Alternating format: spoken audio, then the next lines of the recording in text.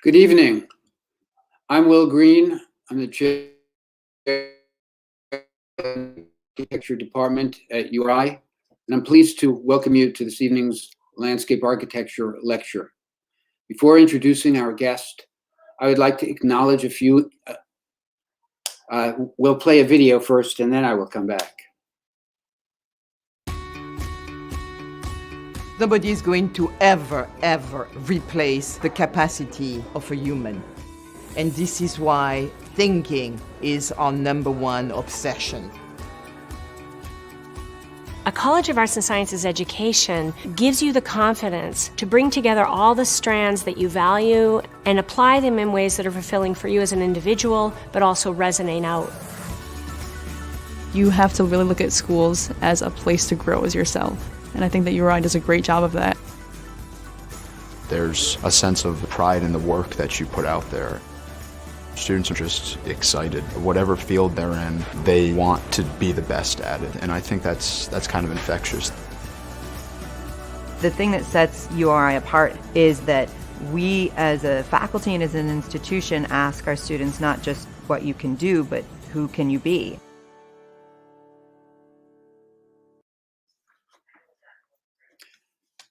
Welcome again. Before introducing our guest, I'd like to acknowledge a few individuals who help with this production. Leah Cooper is a video and special media specialist in the Harrington School of Communication and Media. Lisa Smolinski helps with the registration and is responsible for communications. Lindsay Corsi and Miranda Hume are seniors in the landscape architecture program, and they assist with technology, and they also help with the question portion at the end of the presentation. Our series comes about in large part due to our sponsors that include the College of Arts and Sciences, the university libraries, the Department of Art and Art History, Rhode Island chapter of the American Society of Landscape Architects, the G.P. Fiala Endowment, and the LAR Department from the University of Connecticut.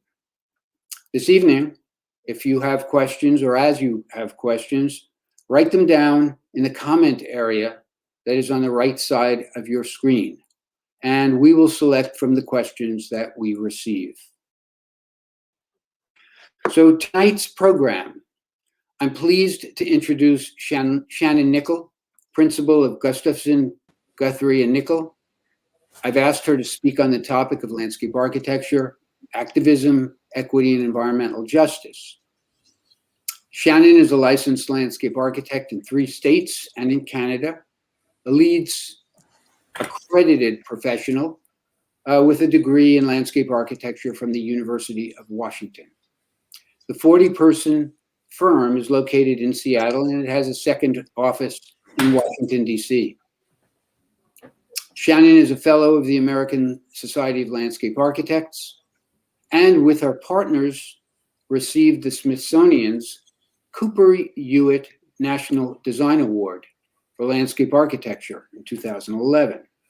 In 2017, the firm received the ASLA National Landscape Architecture Firm Award by the ASLA. She has been the design principal on many outstanding projects, recognized for excellence. The projects I just will cite: the Bill and Lynn Gates Foundation campus in Seattle, the Laurie Garden at Millennium Park in Chicago, and the India Basin Shoreline Park in San Francisco. Her projects have received ASLA National Awards of Excellence, ASLA and AIA Honor Awards, Tucker Design Awards, Great Places Award, awards from the Environmental Design Research Association, EDRA.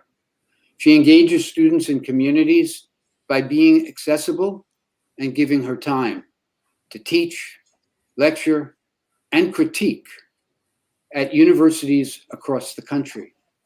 She and Jennifer Guthrie were distinguished visiting professors at Ohio State's Knowlton School. Through her work and actions, she advocates for the restoration of native plants and walkable streets in contemporary life.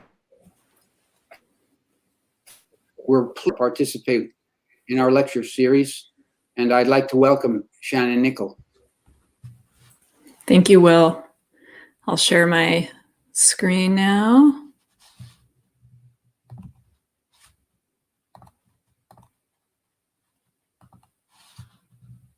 Maybe I was already sharing it. There we are. Thanks to everyone for having me in this lecture series. I'm so impressed with the speakers that you've had so far addressing social equity, spatial justice, activism, things that we're all talking about today, and understanding how landscape and the process of designing landscape can contribute. I'd like to focus my lecture on, I hope you're going to get as students 2 things out of it if I'm somewhat successful. The first is a real focus on how do you take those ideas of designing with empathy, designing in collaboration with partners and communities that historically have not been part of the design process.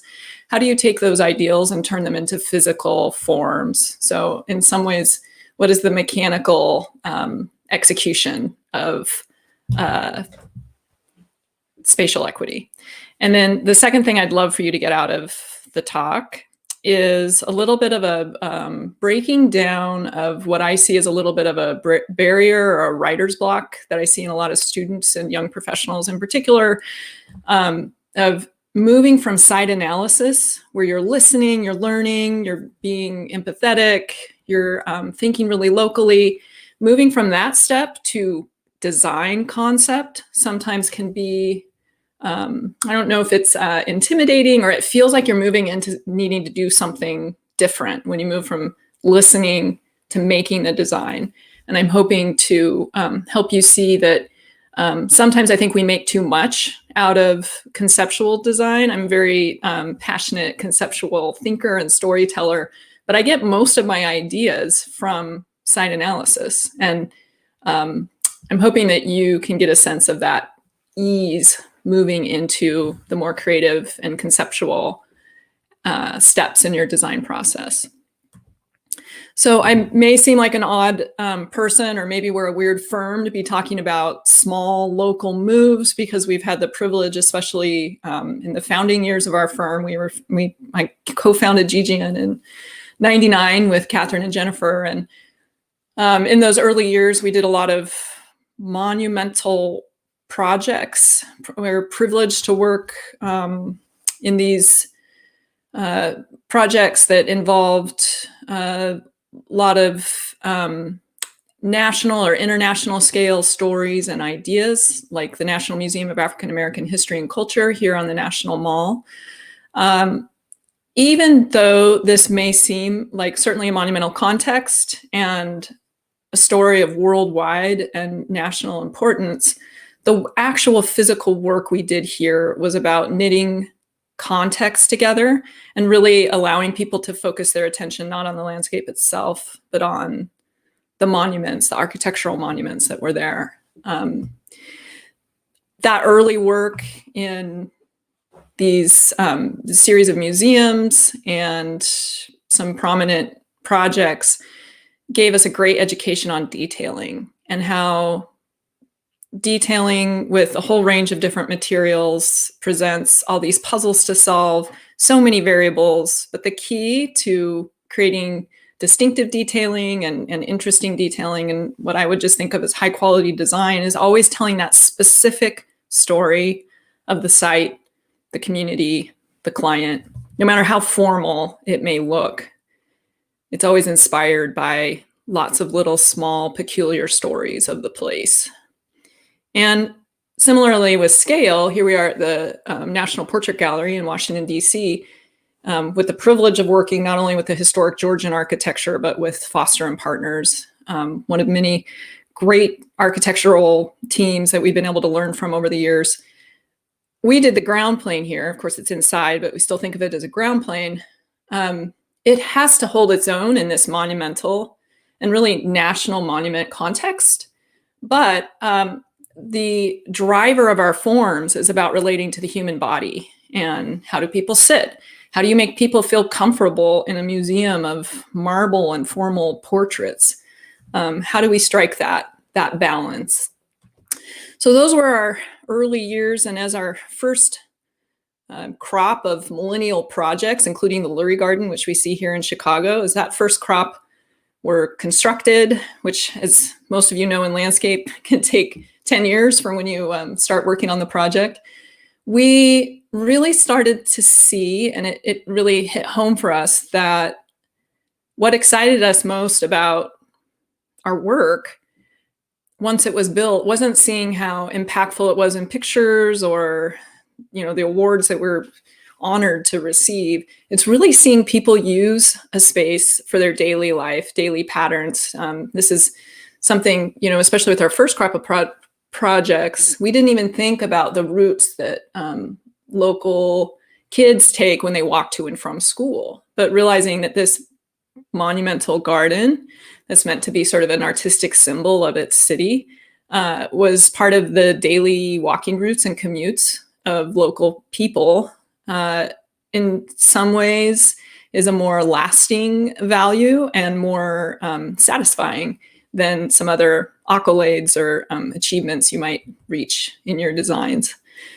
So North End Parks in Boston, which we did a little bit later, was about making people feel comfortable in a couple of small traffic islands. You know, how successful can we be in just simply making people feel comfortable? And that's a wonderful design challenge. And then if I pop to the current era in this overview that I'm trying to introduce our 21 years worth of work in this introduction, the last several years, we've just been delighting in the things we can't and don't want to control. And we actually want to set up in our designs to grow and do things that we're not designing, not expecting. And this is coming from our years of working with this idea of taking responsibility for everything, taking responsibility for design and detailing and materials and controlling and understanding everything. And now I guess maybe we feel secure enough in that we can let ecology and nature hopefully take over some things. And also we're exploring humble materials, humble, reusable, modular materials. These blocks of concrete conceivably can be moved or demolished without as much waste in 20 years or 100 years than some of the other work that we've done in the past. And on my part, I've been working to advance and celebrate in each project we work on, wherever we are in the world, the local species that have been overlooked for their garden worthiness. And maybe even especially if they're kind of seen as weeds. This has been something that I've been enjoying doing and testing and pushing forward. And when I got into the profession and when I was a student, I didn't think I was interested in either gardening or plants, but I've sort of come back around full circle on that. So 3 key values in our firm about how we work. And these will relate to the process that you're learning about site analysis and concept in your design process, but also in this lecture series, social equity and designing for communities and also entities and environmental factors that have been historically underrepresented or not responded to. So the first thing, see the landscape, show others. This is basically site analysis. Our job, your job on projects is often, I would say sometimes half of it, is just to help people, including ourselves, see past the current state of the landscape, which I think we instinctively assume is this permanent, unchangeable condition, maybe because of our evolutionary memory that landscape is hard to change. In today's environment, it's easy to change, too easy. So a lot of folks might look around a project in this neighborhood and they just see the streets and the buildings and the architecture and the signs and what restaurants are there. we often do these kinds of drawings where we're helping people see the same place, but see through that basically temporary and changeable stuff to the older, bigger place that's there. The landforms, the wet and dry areas. This is a valley because there's, a stream ravine that goes here and everything slopes toward the lake. All these things we forget when we're in this almost rebranded environment of the city. Second thing, what we call repair work. It's basically when you do site analysis and you're looking at everything from light to the site history, and you do those cool, layered axon maps that everyone's gotten so good at doing, then what do you do with that? And often what I've found is that there are some really key things about that place that are defining, and there are older, bigger truths that may have been either hidden or broken in recent decades, often by vehicular-driven or mass-produced design of some sort. And if we just focus on fixing that stuff or helping people see it and amping that up, often you have your design.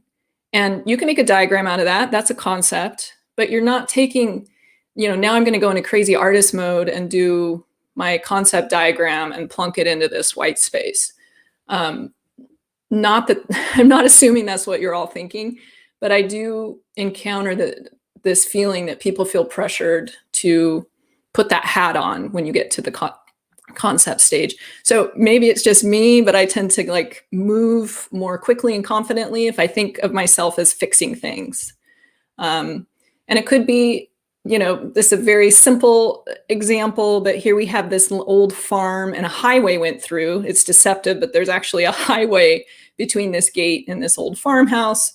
So, this is just basically a concept diagram for this landscape saying, connect the land across, have the same edges cross on both sides, change that hierarchy so people can see, and it happens to be visitors to a publicly accessible nonprofit farm, so that people can see what was there first and can see the landscape before they see this recent intrusion of the highway. And then, in urban sites, most of our sites are urban. Often we're putting walking routes and street grids back at a human scale. Often they existed that way at one point. Here we are in Montreal, and where you see the dashed arrows was a site of a park competition.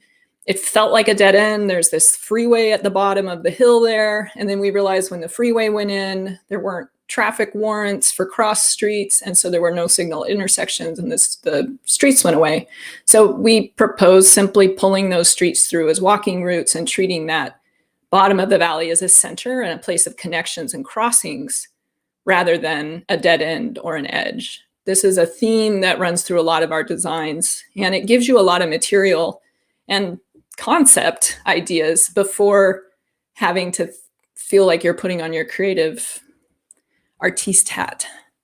This is North End Parks in Boston. This is the vibe we were dreaming of having in this traffic island, and it's largely from reconnecting these streets that are around the site and pulling them through. Part of this repairing mindset, as opposed to dropping the sculpture in from white space or your modeling software, is something that we bring into our teams when we're working with other disciplines. So a lot of our projects, I'd say maybe around half of them, are associated with new buildings. So there's also architects on our teams. And we really enjoy working with architecture and buildings. We love buildings, we love cities. And it's fun for us to have the role, not of trying to be architects, but of bringing the voice of the immediate context into the conversation about what is this architecture going to be. So in this is one of many diagrams like this. This happened to be one that my colleague David did that I liked better than most of the ones I've done, saying this building, or it's actually a headquarters campus for an office headquarters campus for a company, maybe I should have said, that you can be a neighborhood, you can be part of the neighborhood, and not just a sculpture. And part of that is, again, we were there in the early 2000s when we all wanted to be that bottom thing. We did it, and it has some very unsatisfying impacts and results 10 to 20 years on. Another kind of interdisciplinary role that we have when we bring this mindset of repairing rather than introducing is, or working with what's there, is with engineering projects. So this is actually a highly abstracted map that I did of Seattle, and the purple line I just drew a few seconds ago, so we'll have to give that a break. But the purple line is a transit corridor for a streetcar. And a lot of the streetcar and transit projects that we've worked on, there's both a tradition, but also an excitement about this new transit system coming in. And there's an impulse to make the whole transit corridor look the same, like this special snake that goes through the city. So everywhere you go, it has the same shelters, it has these logos, you can never, lose it. And what this drawing was simply trying to say was, instead of the iconic snake that goes through the downtown, let's look at what's already there. There's so many exciting properties to this route based on the differences between, I don't know if you can see my mouse or not, but based on the differences between moving to and from the water on one of those streets or moving along the green waterfront streets. And then every time you cross a street in an intersection, that's a moment that already feels interesting and important, without sort of rebranding all of that as something new. And we all, as a team, engineers, architects, ourselves, working on this streetcar plan, which is currently on hold for the 10th or 20th time, it being Seattle. Working on this streetcar plan, we called the concept quiet integration, which is not the catchiest, flashiest concept, but it resonated with folks in the neighborhood and along this route. And then sometimes the folks that you are wanting to reach with the idea of repairing or working what's there rather than just introducing new things, sometimes it's ourselves. So this is a talk that a few of us gave at one of the ASLA conventions eons ago. I think it was like 2016 or something. And we called it Just Say No to Donuts, or Say No to Donuts. And there's something that happens, like we often get project scopes that look like the top cartoon, where we get the tutu or donut of sidewalk that goes around a new building in a city. And there's a tendency to want to look at, wow, what can we do to this sidewalk that we've been given and make it as awesome as possible? Kind of like putting sprinkles on the donut. Or you're going through a review process through the local city and they want you to add public amenities, et cetera. But what happens is that, there's a street to the right of that square donut. And somebody in that street, if both sides of it are designed with kind of their backs to the center of the space, suddenly that central civic experience of being on a street, first and foremost, that's a bigger route through the city, that gets suppressed to be secondary to these individual expressions in white space. So what we advocated for in this talk, with my sophisticated visual aids here, is to either think of ourselves as having a series of tacos. So that's what this middle diagram shows, is whatever we're doing on our side of the street, this one side of the donut, think of it as a taco first, donut last. It's part of a two-sided thing. Look at what's happening on the other side of the street. Maybe it's not fancy concrete, but that's okay. You can give people this place that feels like a public room outside in the city, and it just feels like it's more oriented to you as somebody using that public space. Or three, in some cases, or if you get lucky, there's an opportunity to either make a piece of bacon or contribute to an existing piece of bacon, which is a street that either has really strong defined design standards that are continuous along it and include both sides of the street. Or maybe your ideas for the taco were so compelling that somebody in the city or other agency asked you to do a plan for the bacon. And that has happened a few times for us. And it's exciting when your contextual design for the side of a donut leads to opportunities to think bigger and more publicly and local, with local connections in your work. And then lastly, favoring the vulnerable. This is something that has always been in our work. It's always been interesting to me to create physical forms in the landscape that are oriented towards serving smaller and more localized users, more vulnerable users, people on foot versus people on car, for instance, but also local ecology. These users that we see on the screen now are never represented, rarely in public meetings. They can't speak our language, but they have been there longer than us. So it's always been something important and just fair that we're obligated as landscape architects outside in the open synapse of the environment to do. But in recent years, we've realized this isn't us being benevolent patrons when we design for these users, which is why I'm just going to go back for a second. Last year, we added this work with, not just favoring the vulnerable, not patronizing them, but working with them as partners. So I wish I could work with these guys as partners more. This is something that I'm working on personally, is just trying to learn more and see as real partners, I guess, or just amp up my respect and understanding of the species that I'm working with and that have existing ancient relationships with each other in every place where I work. So these are some of the studies I've been working on in recent years. But getting to people, working with underrepresented communities as partners, rather than thinking of ourselves as designing for them and saying, hey, we listened to your community meeting, here's something we think you'll like. Not even thinking about that, and just taking months, maybe even years, to form relationships and conversations with these folks, because the opportunity to completely have your mind blown and see landscape really differently is really exciting and can push you to do things you wouldn't have thought.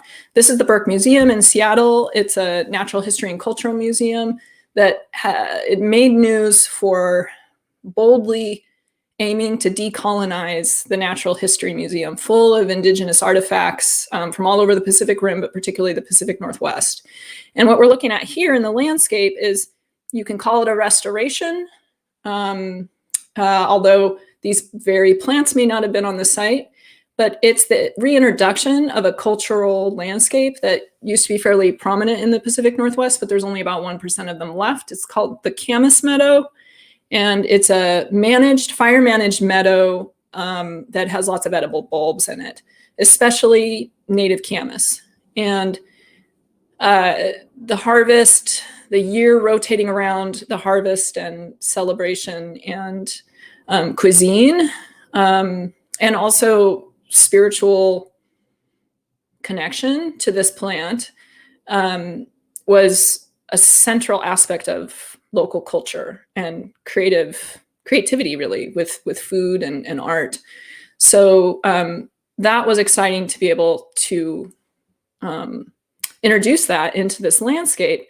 But for me, this project really set me off in a different mindset about restoration and our role in it, as well as our role as partners working with underrepresented communities, but especially indigenous folks. This is the Council of Elders that we worked with on the Burke. And basically, what I got out of this that completely changed my way of looking at things was their way they saw the plants. Here they are with these plants that were contract growing. Those are actually baby camas. There were 80,000 of these being grown at Oxbow Nursery. And there was this sense among them, and they helped us understand that they were standing in the presence of patrons. These plants are their patrons. The plants are what enable us to live. And there's ancient agreements that are two-way between these plants and the people who know them best and have been living with them for thousands of years. And it took a while for me to get my head wrapped around that, but we do not talk about the plants as kind of like test tube babies. That was partly what was there were some folks here that were even a little uncomfortable being around these disembodied plants that were taken out of the earth, where they'd been and the way they knew them for thousands of years. But also thinking of these plants not as delicate things, but as powerful beings that we can be grateful to. And that's where I started to use the word restoration again, because I was told by several of the folks in the tribal council, this is a restoration. Who cares if so-and-so says the specific plant wasn't on this site?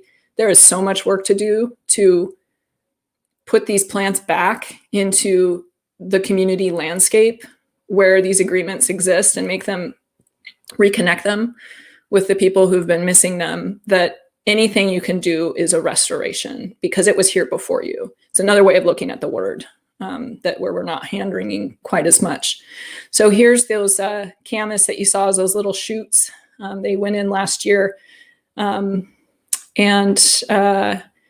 the Camus Meadow is being managed cooperatively by tribal representatives and the Burke Museum and some researchers at the University of Washington. All right, I'm going to go through 3 examples quickly. They're short reminders that thinking locally, using small, site-derived ideas or that mindset of repair work, you can do that to do what people used to call big design. You're not always going to win every competition. We don't. But there's 3 things that I think, 3 situations where people sometimes feel insecure presenting to a big group and a client this locally based, seemingly small idea as your concept. But you can do it. So the first one is a world-class. It was a competition, the Lurie Garden in Millennium Park in Chicago, asking for a world-class botanical garden that would have rare and unusual plants. And we kind of take for granted now. This is the Lurie Garden here. I'm there with Pete Udolph, our collaborator who did these incredible perennial plantings. And the Lurie Garden and Millennium Park team, we kind of take for granted that at this point that the Lurie Garden is kind of aesthetically accepted by the city. But at the time we did this in the early 2000s, there was a lot of nervousness and concern that we were going to be bringing in these weedy local plants into this fancy new Millennium Park that had all this perfect stainless steel in it, being the early 2000s. And, would it hold up? This is the context here. You can see incredible art. It was completed in 2004, but the height of the big design, shiny, perfect, modern minimalism revival kind of era. And then you can see our ratty piece of, it's not prairie, but native evocative landscape there. This is the site that we were asked to put this world-class botanical garden on. We were a little worried we weren't going to find, interesting clues about the site because it was covered up with this parking deck. But when you dig into any site, in fact, these flat kind of excess space sites in cities where infrastructure is, often they have the most dynamic stories. So the crudely drawn red square there on the left on the map that you can probably barely see, and on the right, that's our site. And you can see that diagonal line going through. It's an old shoreline that at some point was actually built out into the lake with rubble from the Great Fire of Chicago in the late 1800s. And so our site was a shoreline. It was the line between the old and the new. And also, it used to be part of the marshy mouth of the Chicago River before the current of the river was reversed to flow inland rather than into the lake. Chicago's a highly manipulated landscape, which is what we were trying to show here. This is some of my process drawings. Basically, how do we evoke this shoreline and the fact that this site was this boundary between these 2 different landscapes, the inconvenient marshy landscape of old Chicago and this raised up. The whole city was lifted up and pushed up out of sheer will in the middle of this marshy landscape of downtown. And so that led to this concept. Again, this is a competition of these two, what we called plates that were like punched up from the roof of the garage, being honest about the fact it's a garage. And one, you're kind of wading through plants as if it's a marsh. The other one, you're high and dry, powerful human being that's controlled the landscape. And then also recognizing Chicago's architecture. This is around the edge of Grant Park. It, as you know, the heritage there is about high-rise innovation, that will to go skyward, that pushing up. And I like to think about it as people that are my age might remember the Play-Doh doll that was like Play-Doh barbershop, that you had Play-Doh inside of a guy with holes in the head and you pushed up from below and hair came out. That kind of like upward extrusion we tried to express in the landform. And then this idea of doing that with topiary, and these plants in this garden would control you, and they're brawny, and they kind of cut out the flashy surroundings too. So this is just what it feels like to go in. The plants let you in through this brawny hedge that's kind of sliced through. It's almost like the hedge is extruded up as a solid. Then you get in here and you're surprised to see it's about 80%. I think now it's close to 90% indigenous plants to Chicago, which now is totally accepted. There's echinacea all over the place. But at the time that we designed this, it was considered pretty radical and risky. But the hedge and that strong enclosure, the strong sense of landform, helps to make these weak little plants, so to speak. Of course, they're Pete Udolph plants, so they bowl everybody over. But it helps to support those and make sure that people know that we're meaning to talk about this. And then the hedge, when you get inside, it supports you as a human. There's these nooks that you can sit in, and Prospect and Refuge have your back to the hedge, and then look out over this small little excerpt of authentic local landscape, as artistically interpreted as it may be, and see that nature, reality, the city, hyper-local inspiration of what's under your feet, under the ground in this site, what's in this local ecology, in this very air, can still all come together to make a place that hopefully tourists will want to be in, you'll want to take pictures, and you'll never forget it.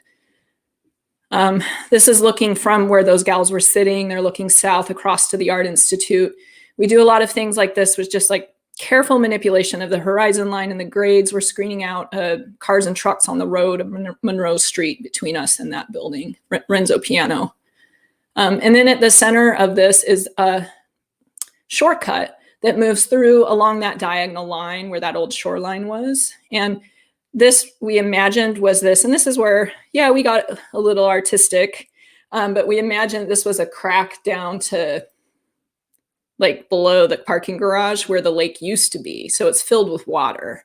So there's this dark bottomed pool here, and a boardwalk, which was the first move that Chicago did as a city to build itself out of the muck. Its entire city had boardwalk streets for a while. And then a mayor ran on the platform of raising the whole city by 4 feet, and he won, and they did it. So that upward, building yourself up over this landscape, but that wet landscape's always down there. We wanted to evoke that.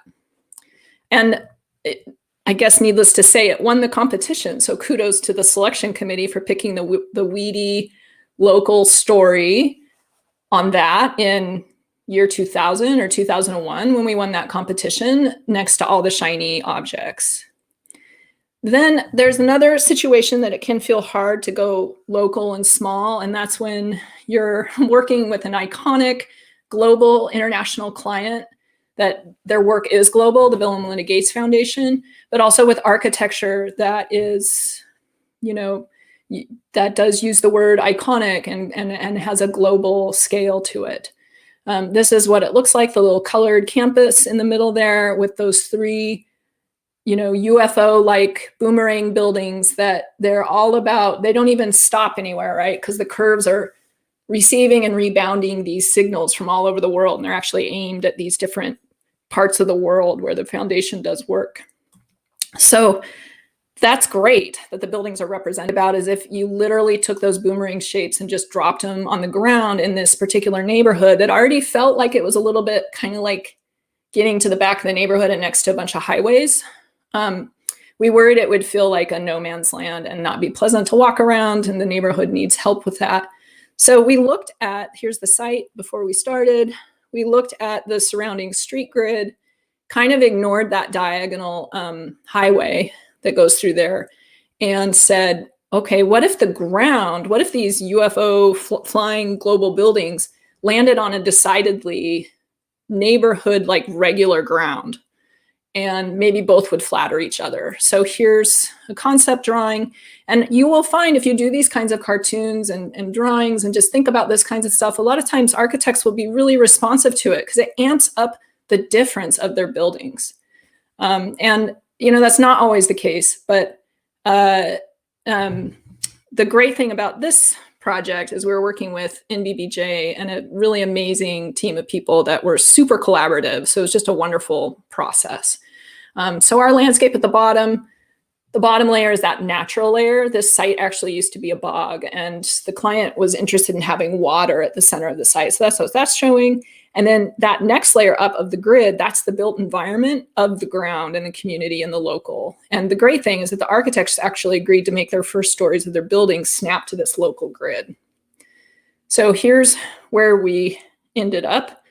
And so you can see we're pulling contextual lines through from the surrounding street grid. We're kind of hyper normalizing this ortho landscape and lots of small connections. Mostly native plants, sort of darker, cooler, calm materials there. Lots of attention to detail of how these different things sit on each other at a really fine scale, since these buildings are so big in the landscape. The natural history of the site, we realized it was something like this, which was the reason why it was a giant parking lot. It was wet and inconvenient to develop, which is why the highways were all put through there as well. Often you'll find that in the crummiest current sites. So we developed, everyone on the team developed this scheme of what if this site was a wet sponge functionally. So captured rain, there's 1 million gallon, some of the numbers on these are wrong, but there's 1 million gallon cistern underneath the central plaza, which we like to call the 1 million gallon cistern. And then we have rainwater storage pools that are open for folks to see. And the wetland, native wetland landscape, reprising some of that or evoking some of that, what happened to be a perfect mesh with the Gates Foundation employee mindset of humble and mindful. If we would have done a more overtly ornamental landscape with like shooting water and stuff like that, that probably wouldn't have appropriately reflected the thoughtfulness and sincerity and groundedness and just down-to-earth vibe that you have if you walk around the foundation campus. So this is a concept drawing of that ground layer of the campus, this idea, you know, the client when we started said they were interested in water and gardens. And so we said, well, what does that mean for you in our view and with the site's history? So we thought it means this, let's evoke this historic bog. And then where we have water, let's have it be reflective and calm, and the soil or the implied soil and edges and mineral aspects of this ground be deep and dark, as if, as it was, it's a bog that's been sort of like building up soil slowly for a long time. So, you know, you turn that into something architectural. These are the rainwater storage pools, just right after they were planted with native reeds and native species of cattail, the native big leaf maple there in the background, which is one of my favorite trees. And then, you know, it goes down to the detailing. We made sure that the mineral or hard aspects of the site also had this feeling of almost like the walls are almost this, like if you slice through peat, which can have some negative connotations for those of us who know how that works for peat in soil amendments and things. But if you slice through a bog, it would be porous, kind of unsettled and monolithic. And so we developed these custom form liners for the concrete. And then this is the entry court aligned with the neighborhood street grid. And so you come in across the street from a neighborhood street, and then you're in this pedestrian court. And the plantings using a lot of native plants, including Camus, which I showed earlier, evoking that wet meadow that used to be here, and the boggy, like the blueberries and things like that. So telling that story of the site. And then last, the one I'm going to end on is a project that's active right now, India Basin Shoreline Park. So this is going local and small when there's a waterfront design competition. And there's something about waterfront design competitions that make, I think there's something about the sites being so prominent. And there was a period of time in the 2000s when people were really studying waterfronts, and they became this like separate category of space. So there's a lot of pressure to go big on a waterfront because it's like, it's civic. Everyone shares it. It's a big continuous line on the map. And sometimes waterfronts, some of the waterfronts that were built from efforts when we started the firm in the early 2000s have come out being overscaled as a result, and even kind of sterile and boring feeling once you get there. So this was a competition 2015 or 2016 in the Hunters Point Bayview area, and specifically India Basin, which is that shallow inlet you see there, south of San Francisco. So you can see downtown San Francisco up there by the bridges.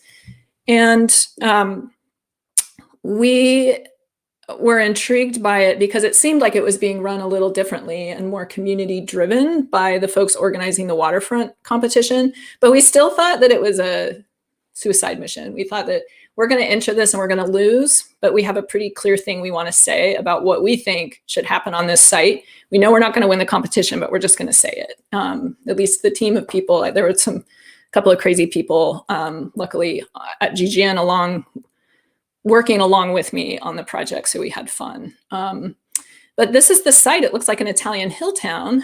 But then if you zoom in there to those golden hills with the light colored buildings marching up them, those are public housing units, and they don't have windows that face the water. And in between them, there's often no way for people to walk, no way for people to bicycle or drive from, if they had cars, from their homes to the waterfront. It's like blank space. There's some rundown old pieces of stairways in a couple of places, but that's it. Absolutely no connectivity for that entire kind of cirque or crescent of housing to get to this site. And in the foreground is our scope. An old wooden boatyard is the concrete pieces that are there in the middle. And then it's basically a bunch of fill over on the right side, which is an existing park with a harsh rockery all the way around it. So this is what that looks like if you get a little closer. This is Innes Avenue. Our back is to our site and that boatyard. You're looking up a hill. And this was more intriguing and motivating to me than looking at, gosh, what cool thing would we do in the park itself? It's people can't safely cross this street. And the interesting thing about waterfront avenues and streets, also ones that go around college campuses or any kind of interruption in the grid, is ironically, they're often the crummiest streets for people walking in the entire city because there's no MUTCD warrants via cross traffic of vehicles to have controlled intersections. Thus, there's not safe crossings for people on foot. But you can see this has the makings of their main street. Would have been a main street in the community before. This is the view for this community looking at the future park. And if you get a chance, there's a wonderful movie, The Last Black Man in San Francisco, is actually about a lot of things, but the home base for it is right across the street from this site. And it does address the historic lack of service and the historic and current sense of distrust about the environment and lack of access to nature, lack of access to healthy space in this neighborhood. It's a poetic and beautiful film. And that's all I'll let myself say about it right now. So this was our competition entry. This is where I'm going to end the presentation in about a minute. So here we have the thing that looks like the Italian hill town, but has some stuff wrong with it about that local access. So this was our main concept diagram or cartoon for the competition. It wasn't saying what we do with that waterfront land. We said we start with introducing a walkable cross grain, just a term we invented, that both slows traffic on Innis, puts the local literally over the top of the regional flow, and puts people on foot and people of all ages and abilities, gives them primacy over people driving or just passing through that are commuting to work along that corridor. And it gets them out to the water. The same stuff that your feet are on outside your apartment building is the stuff that takes you to the water. The special stuff goes up into the neighborhood. So here's the problem. We often do these crude cartoons, not to scale or anything. Here's the basic idea for the solution. And as we often do, this is a historic photo of the site of that beautiful, at least now, boat yard. And it has something called marineway rails that are about the flux and connection of goods from water to land, making it easy to slide things between the two. So we thought, what if we took that idea, and we're going to do these marineway rails, but they're going to be for people at a different scale. This is where you get creative, that we think about these elegant, light things. They're light, they're warm. It'd be great if they could all be wood, but we knew they couldn't.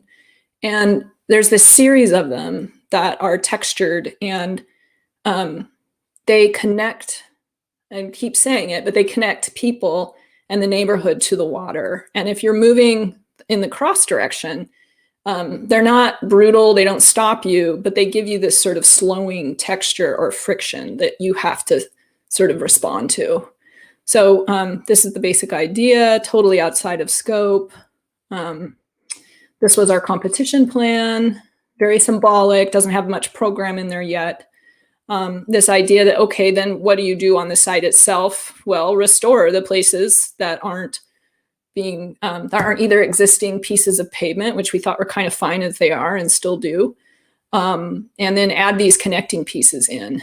And what I'll say about this to end on is that after we won the competition, our client, the clients are Trust for Public Land and the San Francisco Rec and Parks, realized that they needed to back up, and they took us with them. And we just started meeting with people in the community on site. We did start to have those kinds of meetings where it's like, do you like this design? Backed off from that. Let's just get people out on the site. They haven't been across that chain link fence for years. And so the image at the top there is standing on that old wooden boatyard looking back up into the neighborhood. That's where these folks are. It's just, the Golden State Warriors were playing. That was projected. We didn't have a real formal agenda. We had a series of events like this where they had events on the site. We just attended and talked to people. And that is kind of like the Burke Museum and that inverting of worldview. We were guests. They weren't guests. We were guests to their neighborhood. And a lot of them knew this space better than we did because they had uncles that worked in the boatyard or they remember sneaking in there as kids. We learned so much. And that's really, our plan is still, the basic idea is still there, but we really learned to have a light touch and be much more economic and program oriented. Like, we are seeing our design as just this framework that's setting up the opportunities for the community to take over. And we see and feel that more genuinely, I guess, after having been through this process of, 4 years of being guests in their neighborhood and feeling like guests on their site, learning from them about the place and developing these relationships. So I think I'm just going to leave it at that. I welcome questions, and if you want to learn more about our firm, our website's at the top there. The firm's Instagram account is in the middle. My Instagram account, it's not personal. It's just my kind of facet of GGN and a little more depth on some of the things that I talked about today are there. So thank you again, and I'll look forward to questions. I'm going to start with one. It looks like for local species overlooked for gardening or for those considered weeds, are there other people to using these plants and projects? And do people get upset when you choose plants that are considered weeds? Yeah, a little bit of that cut out, but I think I got the gist of the question. There's always folks that'll get upset about anything that you propose. That's been a hard thing for me to get comfortable with. The weed thing is something that you find almost everywhere you go. I would say that it's worse on the West Coast because I've slowly come to realize that we're still actively colonizing this landscape. So people are still sort of in the mode of like cutting out space for themselves from this background of the original landscape. So I encounter that a lot more in the Pacific Northwest about like real visceral, like, you know, do not plant that tree. I grew up trying to take that out of, you know, my property with my parents or, you know, something like that. So it almost like that tree's sneaky. It'll come up where you don't plant it, which means don't do that. You're being irresponsible. So yeah, I come up against that a lot. And I have dedicated myself, I think starting 6 or 7 years ago, I said, I am not going to let that slow me down anymore. And I'm going to use the modest platform I have as somebody who has some design background on some pretty fancy projects to be the person to tell those folks that I think those weeds are beautiful.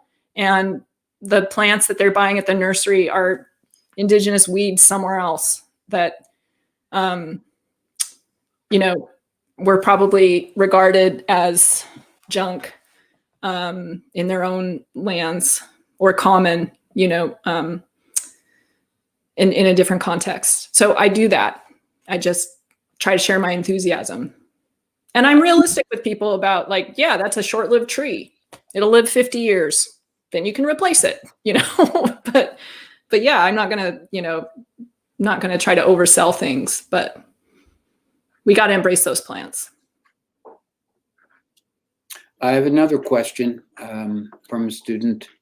When working on a project, do you utilize materials on the site to make a design more meaningful? And it said memorable, meaningful. Mm-hmm. I would also add to consider sustainability. Yeah, so you're not shipping things from across the world and then shipping them back to cut them and then shipping them again.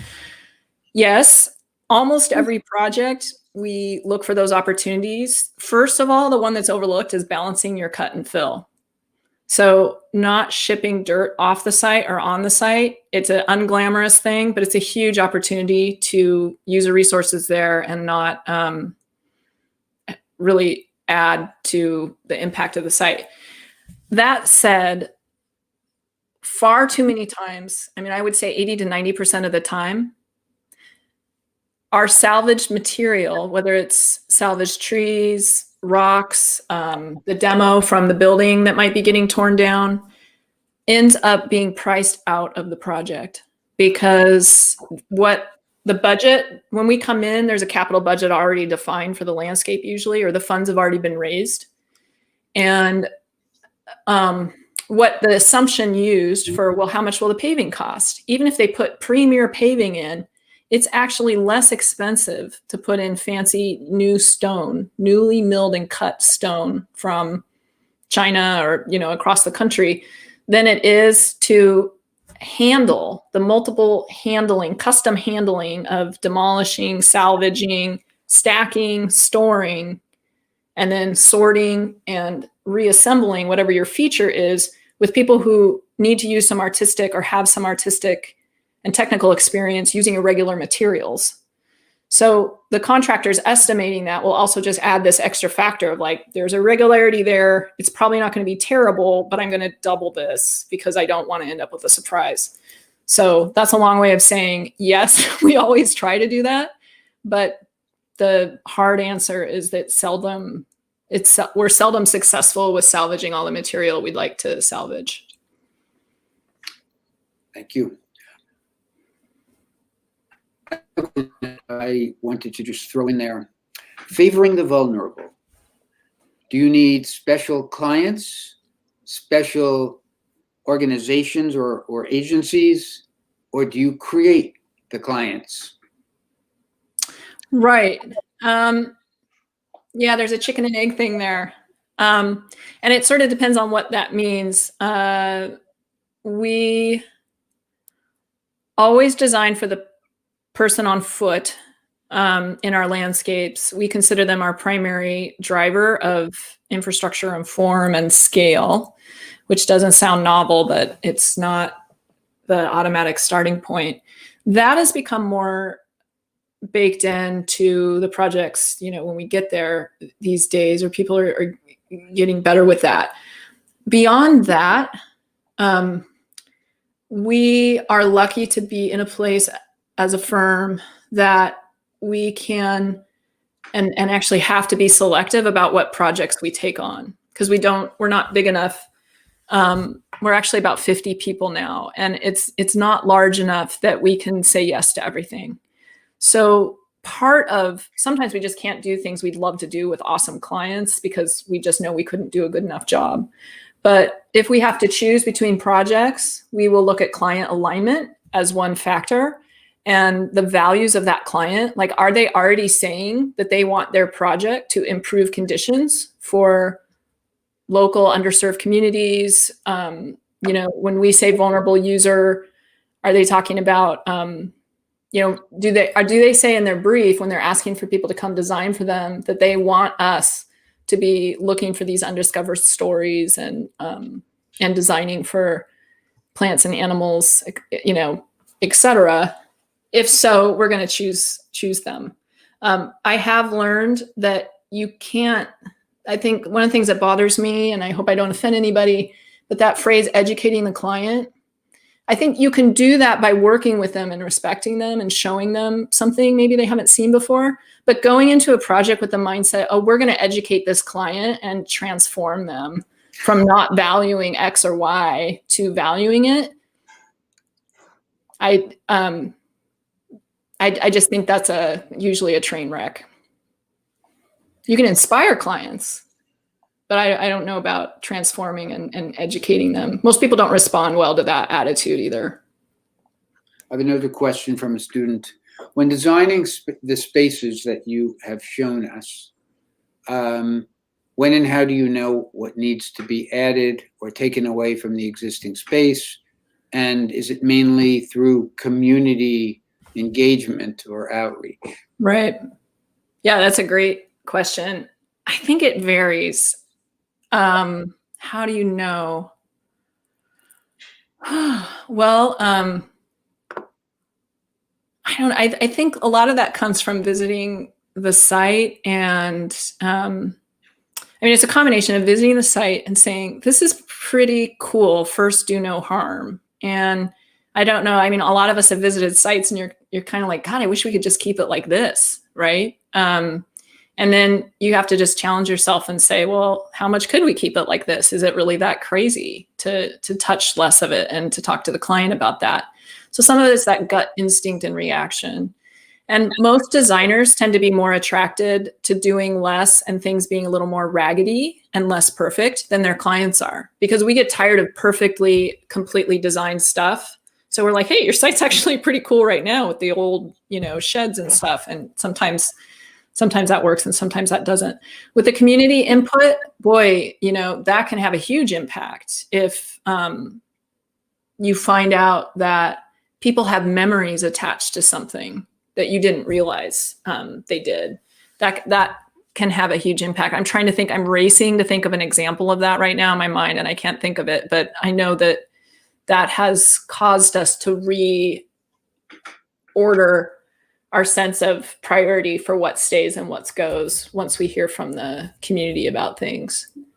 But I'll say that more often than not, the community outreach, more people are speaking up to get new things and to get rid of the old stuff than they are for keeping the old stuff. There's just, I don't know what it is. It's like more popular or more common for people to get excited about getting something new in their neighborhood and making sure we're giving them things that clearly are new than older. So yeah, I think it's usually us that like keeping things as they are.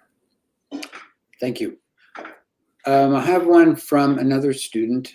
Does hand rendering, do hand rendering concepts help you work through your designs better? Do you think it's more helpful to your clients to work by hand than digital renderings? I love that you worded that question that way, because the answer is almost in the question, and everyone's going to give you a different answer to this question. I think we need both. Digital tools are fantastic. I didn't show you a lot of digital renderings in my presentation because I like showing you things that are really personal to my part of the process. Yes, hand rendering or hand drawing as a tool to first ask myself what the question is, and then second, try and fail, like you're doing a puzzle to figure out what the answer is. Hand drawing is so much more efficient for me to do that than being forced into a data entry at a given resolution that you didn't choose. So we talk about in the office, choosing the tool for your task that's at the resolution of your thinking at the moment. So if you're starting a project, it's good to use a crummy, big, fat, dull pencil, because that's this dumb, thick line that's not forcing you to choose colors or line widths or anything, right? You can just be like, that's what I feel right now, right? That might be all you know at the moment, that you just feel this diagonal or something. And you can document that with a pencil. That said, what I think the clue is in your wording is that you said hand rendering, you said rendering for concepts, but when you said digital, you said rendering. I think digital is incredible for rendering. When we get to the point that we know what that content is, so we're still boss, our creative brains are still boss. We figured out what we want on the site, but we want to be able to show it to the client in a way that we can render up much more efficiently and sometimes more beautifully and creatively and flexibly than we could by hand.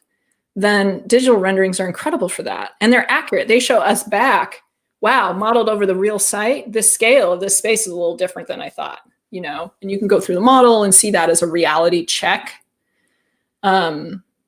So I see digital mostly in our office. The digital tools are really useful for the reality checks for us, measuring and reflecting back reality, and then rendering stuff we've already designed, usually using a lot of hand and imagination. Okay, so I have a question. This comes from me. So I've seen the 3 projects that you focused on, and then there are others in a long list of projects. And it's interesting. I'd like to know, who is your public? And particularly for the expensive looking projects that look like they are public and they are open to everybody, how do you engage? How do you get clients or owners to buy in to having openness? Or do you redefine openness? When you say openness, are you talking about access? Let's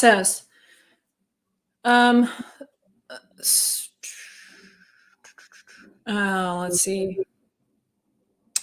I was just trying to remember. So for the Lurie Garden, that's an example of Actually, we were in the role on that project of advocating for more inconvenient enclosure and control of where the public walked than what was popular at that time and what some clients still would prefer when they first start thinking about it. So if you look at that project, there's 1, 2, 3, 4 points of entry, 5, I guess, into that garden. And you can't see, it's not septed, it's not all nice and open. And a lot of people say, I think it's like a gut instinct will say, to welcome the public into a space, it needs to be all open and open sight lines. You need to be able to see where you're going. And I don't agree with that as a universal term. I think people need to feel some excitement. They need to feel some like they're being specially treated and beckoned in with some mystery and framing and a sense of crossing and then arrival into something. It's a balance. But I'd say I am more often in the role of arguing for controlling the flow of the public and constraining them and making their life more inconvenient with my clients than in the opposite role. And I don't know if that's actually what you were asking, but that's where I went with it. One other one, and it's related to the marina, that scene with the community there. And you said your office would attend these events and talk to people. What kind of team did you have? Did you have a diverse team? Yes, actually, our office is privileged to have a number of people of color that hail from all over the world. We have a number of Black designers in our office that we're super lucky to have because, as we know, they're less than 2% of our profession. Actually working with our clients, there was a very, at first, for me, uncomfortable conversation at the time because I wasn't used to talking openly about the racial identity of our employees when I talked to who was on our team. You know, it's always been something I kind of like my gender. I just never, talk about it. And I had been kind of treating it similarly up until that point. And so it was a learning opportunity for me to then hear from the client, can you send and include some more diverse people in your team coming down to these community events? And I was kind of like, okay, I get why, but I don't know if I want to talk to my employees like this. Well, the big lesson for me was then approaching our employees, and especially our young Black employees.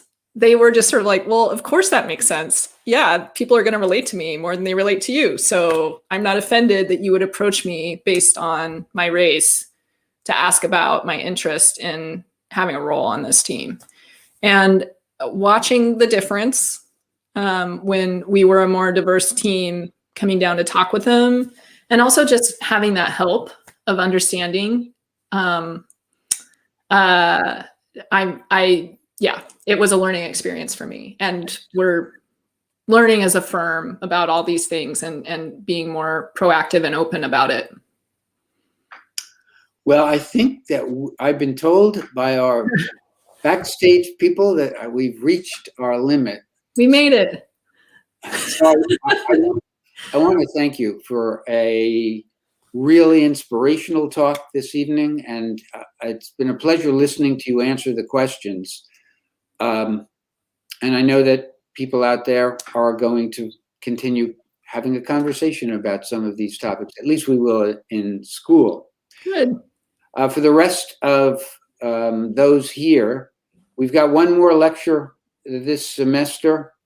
We've got Elizabeth Kennedy and Jennifer Ward Suter will both be coming on the 22nd, 2 weeks from tonight. And you're welcome to come, and there will be announcements, and I'm sure it will wrap up our special year of lectures. So thank you all for coming. Thank you again, Shannon. It was great. Thank you for having me. And until the next time.